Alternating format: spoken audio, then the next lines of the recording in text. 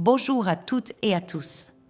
Aujourd'hui, j'aimerais aborder avec vous un sujet un peu particulier mais essentiel, les dangers de l'astrologie. Ce que je vais partager ici, c'est le fruit d'un cheminement personnel, d'une expérience directe et aussi d'un regard lucide sur notre pratique de l'astrologie. Écoutez bien, en explorant en profondeur l'astrologie, j'ai été frappée par son potentiel à la fois enrichissant et dangereux. À ma grande consternation, je me suis rendu compte que je tombais dans le piège des 9 dangers qu'elle présente. J'ai tendance, comme beaucoup d'autres étudiants et praticiens en astrologie, à m'identifier de manière excessive à cet art. Cette obsession, parfois frôlant le fanatisme, se manifeste dans notre usage quotidien des éphémérides. Nous nous définissons à travers nos planètes, consultons les positions planétaires avant chaque décision importante. Et nous élaborons le thème natal de chaque personne ayant une signification nouvelle dans notre vie. Cependant, malgré une compréhension approfondie de l'astrologie, je ressens une insatisfaction et une anxiété croissante. Est-ce que l'astrologie m'apporte réellement un bénéfice? Bien qu'elle soit un art puissant qui peut enrichir notre existence en nous aidant à comprendre notre chemin de développement personnel et notre interaction avec les énergies cosmiques, je reconnais qu'elle est également un art qui peut être facilement mal interprété et utilisé à mauvais escient. Alors, quels sont réellement les dangers de l'astrologie? C'est à partir de cette réflexion que j'ai identifié les 9 pièges dans lesquels on peut tomber, parfois même sans s'en rendre compte. Premier danger, perdre le contact direct avec nous-mêmes. Quand on utilise l'astrologie au quotidien, il y a un risque qu'on ne voit pas toujours venir. À force de tout interpréter à travers des symboles, on peut finir par se couper de l'expérience directe. Plus on analyse ce qu'on dit à travers les planètes, les maisons, les transits, plus on s'éloigne de nos émotions et de la capacité à vivre l'instant présent pleinement, petit à petit. Ce détachement peut créer une forme de distance intérieure. Et c'est là que le paradoxe apparaît. On cherche à mieux se comprendre, mais on finit par se regarder de l'extérieur, comme si on s'observait à la 3e personne. Dans cette posture d'observateur, on croit parfois maîtriser ce qu'on traverse, mais en réalité, on peut perdre le lien avec son moi profond.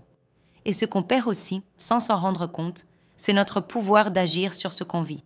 Alors oui, un certain recul est nécessaire, mais trop de distance nous empêche d'être présents à nous-mêmes. Et dans ces moments-là, on devient juste des spectateurs de notre propre existence. Je vous donne un exemple. Disons que vous vous sentez déprimé, et que vous voyez dans votre thème « Saturne transite ma lune ». Alors vous vous dites « c'est normal, c'est juste un transit, ça passera ». Et vous attendez. Mais à force d'attendre que les planètes changent, vous oubliez de vous demander « qu'est-ce que je ressens, moi? Qu'est-ce que je vis, là, maintenant ?» Et parfois, vous finissez même par blâmer la planète, comme si elle avait tout décidé à votre place. Cette façon de gérer nos émotions par l'astrologie ressemble parfois à une tentative de se protéger, de garder une forme de contrôle. Mais au fond, on en arrive à s'éloigner de soi-même. Et si on compare à ce qu'on vivait avant de connaître l'astrologie, on se rend compte qu'on aurait peut-être simplement cherché à ressentir, à comprendre ce qui se passe en nous, au lieu de chercher une explication symbolique immédiate. Deuxième danger, l'attachement au concept de soi. Un autre piège courant, c'est celui de se définir uniquement à travers son thème astral. Et là, on ne parle pas d'analyse ou de curiosité, mais bien d'identification. On commence à dire des choses comme « je suis impulsif parce que j'ai la lune en bélier » ou « je suis instable en amour, c'est Vénus carré Uranus ».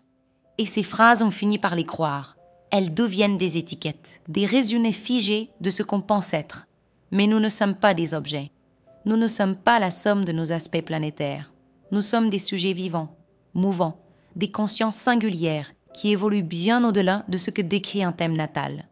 Et même si l'astrologie peut nous apporter des repères, elle ne doit jamais se substituer à notre propre expérience du « je ». Il est essentiel de se souvenir d'une chose. Les symboles astrologiques sont des aides à la compréhension, pas une définition de qui nous sommes. Notre identité réelle ne peut pas être contenue dans une carte. Même un jumeau astrologique, né à la même seconde, ne vivra jamais la même vie que nous. Il y a quelque chose en nous qui dépasse les symboles. Une essence, un mystère, que certains appellent l'âme, le soi, ou simplement la conscience vivante. Et cette conscience n'est pas produite par le thème natal. Elle agit à travers lui. C'est elle qui donne du sens au symbole. pas l'inverse. Troisième danger, confondre la connaissance avec le pouvoir. Quand on commence à bien comprendre l'astrologie, il y a une tentation qui arrive vite, celle de croire que savoir, c'est contrôler. On lit les éphémérides, on repère les transits, on anticipe les périodes de tension, et ça donne l'impression de maîtriser un peu mieux ce qui nous attend. Et c'est rassurant, parce que l'inconnu, l'imprévisible, la solitude dans l'univers, tout ça, c'est peur. Mais cette sensation de sécurité, elle peut devenir un leurre. Elle nous donne l'impression d'être protégés, alors qu'en réalité, elle peut nous affaiblir. Car à force de chercher à comprendre, on oublie parfois de ressentir, d'affronter, de traverser. Or, c'est justement en vivant nos peurs, nos doutes, notre impuissance parfois, qu'on construit notre force intérieure, notre confiance réelle, pas théorique. La connaissance, en soi, ne suffit pas. Elle devient utile seulement si on la met en pratique. Sinon, elle reste un potentiel inexploité. On peut avoir toutes les grilles d'analyse du monde, mais tant qu'on ne vit pas les choses, tant qu'on ne les traverse pas avec courage, on n'en tire ni sagesse, ni transformation. L'astrologie peut nous donner de précieuses clés, mais c'est à nous, êtres humains, de transformer ces clés en quelque chose de vivant, quelque chose qui nous élève. Quatrième danger, affaiblir notre intuition. Quand on pratique l'astrologie régulièrement, on peut facilement tomber dans un automatisme. Consulter systématiquement son thème ou les transits avant de prendre une décision. Et ce réflexe, à la longue, peut sérieusement affaiblir notre propre boussole intérieure. On ne fait plus confiance à notre intuition. On cherche une réponse dans le ciel avant même d'écouter ce qu'on ressent, là, tout de suite. Petit à petit, notre jugement s'efface et c'est l'astrologie qui décide à notre place. Imaginons une situation concrète. Vous venez de rencontrer quelqu'un. Tout se passe bien, la connexion est là, et puis, vous analysez vos thèmes et découvrez un aspect Mars-Pluton dans la synastrie. Et d'un coup, vous doutez.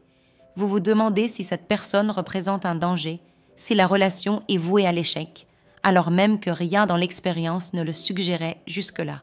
Ce genre de réflexe, c'est ce qu'on appelle une mauvaise utilisation de l'astrologie. On abandonne son discernement au lieu de laisser la relation se dérouler naturellement et de découvrir par soi-même la vérité. Et le risque est encore plus grand quand l'astrologie commence à prendre une dimension supérieure, presque divine. Quand elle devient une autorité qui émet des jugements, ou pire, des menaces. Dans ces moments-là, on perd notre autorité intérieure. Plus on donne de pouvoir aux planètes, moins on s'en reconnaît à soi-même. Et finalement, on abandonne notre capacité à faire confiance à notre ressenti, à notre intuition, à notre propre capacité de décision. Cinquième danger, confondre la carte avec la réalité. Il est aussi très facile de prendre le thème astral pour la réalité elle-même. On se plonge dans les symboles, les aspects, les maisons, et on en vient à oublier que ce qu'on lit, ce n'est qu'une carte, une représentation. Ce n'est pas le vécu, ce n'est pas la personne. Prenons un exemple simple. Vous analysez le thème de quelqu'un que vous venez de rencontrer. Vous voyez des aspects tendus, un carré ici, une opposition là, et vous commencez à construire une idée mentale de cette personne avant même de l'avoir vraiment écoutée, observée, ressentie. Mais cette personne est bien plus qu'un ensemble de symboles. Elle est un être vivant, complet, imprévisible, avec une âme, une histoire, des nuances. Parfois, il vaut mieux poser la carte et regarder la vie directement, avec nos propres yeux. Il faut aussi se rappeler que le zodiaque n'est pas une réalité physique. Il n'existe pas matériellement. C'est une construction symbolique. La division apparente du ciel en 12 segments, chacun associé à des qualités, des comportements, des images. Mais il n'y a pas littéralement des poissons ou des lions qui flottent dans l'espace. C'est un langage, un système, un outil. Cela ne veut pas dire qu'il est faux. Mais il faut reconnaître sa nature symbolique, subtile, invisible. Si on considère la réalité comme quelque chose qui inclut les liens, les résonances, les correspondances, alors oui, les modèles astrologiques sont réels, dans un autre sens que la matière. Ils existent comme des motifs invisibles qui traversent notre expérience, au-delà de ce qu'on peut toucher ou mesurer. Mais pour en tirer le meilleur, il faut rester conscient. Le thème astrologique n'est pas un absolu. C'est une porte d'accès, pas une vérité rigide. Et surtout, pas un substitut à la réalité vécue. 6e danger, la prophétie autoréalisatrice. Ce danger-là est sournois. Parce qu'il agit au niveau de nos attentes. Ce que l'on croit peut finir par se produire, simplement parce qu'on y croit. Nos suppositions, nos interprétations, nos anticipations astrologiques peuvent devenir des prophéties autoréalisatrices. Elles influencent notre comportement et même celui des autres à notre égard. Prenons un exemple. Vous voyez un transit difficile de Saturne approcher. Vous vous dites « je vais être déprimé, ça va être dur ». Et cette idée, cette croyance, commence à s'installer en vous. Vous vous mettez à surveiller vos pensées, à anticiper le mal-être et à vous retirer de certaines interactions. Résultat, vous vous isolez, votre énergie baisse et le fameux effet Saturne se manifeste. Mais pas parce que Saturne l'a provoqué mécaniquement, simplement parce que vous l'attendiez. Et ça, c'est une mécanique bien connue du mental humain. Quand on est certain que quelque chose de négatif va se produire, on finit souvent par créer les conditions pour que ça se réalise.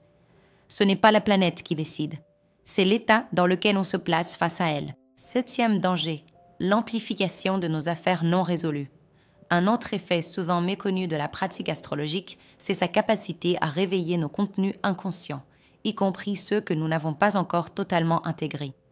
Chaque fois que nous portons notre attention sur une planète, que ce soit dans notre propre thème ou dans celui d'autrui, nous mettons en lumière certaines dynamiques profondes, nos mécanismes, nos blessures, nos répressions. Bref, tout ce qui n'a pas encore été pleinement reconnu ou résolu. Et cette mise en lumière a une puissance particulière. Les symboles astrologiques ont cette capacité remarquable à concentrer et libérer l'énergie qu'ils représentent. Autrement dit, plus on se concentre sur un symbole, plus on lui permet d'agir dans notre vie, que ce soit intérieurement, émotionnellement ou même à travers des événements extérieurs. En faisant cela, on peut vivre des expériences intenses qui rejouent certaines problématiques non résolues et réveillent des schémas que nous portions déjà en nous. Par exemple, le fait de se concentrer beaucoup sur Saturne, la planète associée à la peur, à la structure, à la limitation, peut avoir pour effet d'intensifier nos peurs existantes. Non pas parce que Saturne crée la peur, mais parce qu'elle active des contenus latents. Et cela est vrai pour toutes les planètes. Chacune d'elles peut faire émerger dans notre conscience ou dans nos comportements des dimensions profondes et parfois sensibles. Tout dépend en réalité de comment nous réagissons aux messages du subconscient. L'astrologie peut révéler des couches profondes de notre psyché. Et si nous ne sommes pas prêts à les accueillir ou à les intégrer, cela peut être déroutant. Le thème astrologique devient alors un lieu d'intensité émotionnelle, un espace où différentes forces internes cherchent à s'exprimer. Et c'est pour cela que ce travail doit être fait avec soin, avec conscience et avec respect. Oui, l'astrologie peut être légère, ludique, amusante, notamment quand on explore les traits de personnalité. Mais il ne faut pas oublier qu'elle peut aussi révéler des aspects très sensibles de notre être. Prenons l'exemple d'un aspect lune plutôt dans un thème natal. Révéler ce type d'aspect en public, sans cadre, peut toucher une corde très intime. Cela peut déclencher des émotions profondes ou exposer des expériences que la personne n'est pas prête à partager. C'est pour cela qu'il est essentiel d'aborder ces lectures avec prudence, avec éthique et avec une vraie conscience de ce que cela touche. 8e danger, aliénation des autres. Enfin, il existe un dernier danger que l'on sous-estime souvent, celui de s'éloigner des autres, sans forcément s'en rendre compte. Quand nous avons du mal à créer un lien profond, quand il devient difficile de partager nos émotions, nos besoins ou nos vulnérabilités, il peut arriver que nous utilisions le langage astrologique comme une forme d'intimité, mais qui, au fond, reste à distance. Dire à quelqu'un « votre Saturne est conjoint à ma Lune » ou « votre Mars est opposé à mon Mercure » peut sembler plus confortable, plus codé, que d'exprimer une émotion hâtive, comme « je me sens blessé » ou « j'ai besoin de me sentir en sécurité ». Ce qu'il faut comprendre ici, c'est que l'astrologie est un langage particulier, mystique, parfois même intime, mais peu partagé dans la société. Un langage qui n'est réellement compris que par une minorité de personnes. Et à travers ce langage, il est possible, sans s'en rendre compte, de créer une forme d'expérience intérieure où l'on se sent à part, distinct, voire protégé dans une sorte d'univers réservé. Cela peut donner une impression de pouvoir personnel ou de maîtrise, mais aussi créer une forme de séparation. Pas forcément parce qu'on le cherche, mais parce que les autres ne partagent pas toujours cette lecture du monde. Et alors, si on se sent incompris, jugé, rejeté par ceux qui n'accordent pas de crédit à l'astrologie, ce sentiment peut se renforcer et cette distance peut se creuser davantage. Ce n'est pas un reproche ni un défaut, c'est un mécanisme de protection humain. Mais il faut en avoir conscience. Si cette vidéo vous a parlé, si elle vous a permis de prendre du recul ou simplement de mieux comprendre certaines choses, n'hésitez pas à liker, à vous abonner à la chaîne et à partager cette vidéo autour de vous. Et si vous avez envie de réagir, de raconter comment vous vivez votre pratique de l'astrologie, vous pouvez laisser un commentaire juste en dessous. Merci pour votre écoute et à très bientôt.